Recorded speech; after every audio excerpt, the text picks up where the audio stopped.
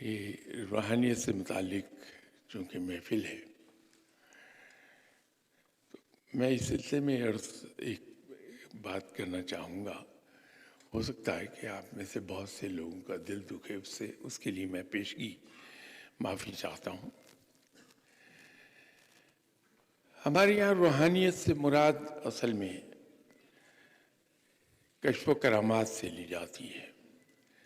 کہ کوئی شخص جتنا باکرامت ہے، جو شخص جتنا مستجاب دعوات ہے، اس کو ہم بہت بڑا ولی اللہ سمجھتے ہیں.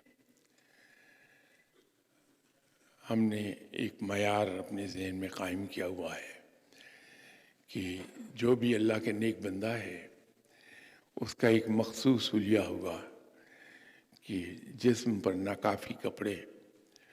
اور جو منہ میں آئے گا وہ بولتا چلا جائے گا. جب بھی کسی نیک آدمی کے پاس ہم جاتے ہیں، میں خود بھی یہی کرتا ہوں کہ جب آپ جیسے کسی نیک آدمی کی خدمت میں حاضر ہوتا ہوں تو سب سے پہلے میں یہی دیکھتا ہوں کہ ان کی کوئی کرامت نظر آئی ہے اب تک مجھے، یا انہوں نے اپنے کشف کے ذریعے مجھے کچھ ایسی باتیں بتائی ہیں جو کوئی اور نہیں بتا سکا، اور کچھ نہیں تو انہوں نے میرے لیے جو دعا کی تھی وہ قبول ہوئی یا نہیں ہوئی. خواتین و حضرات،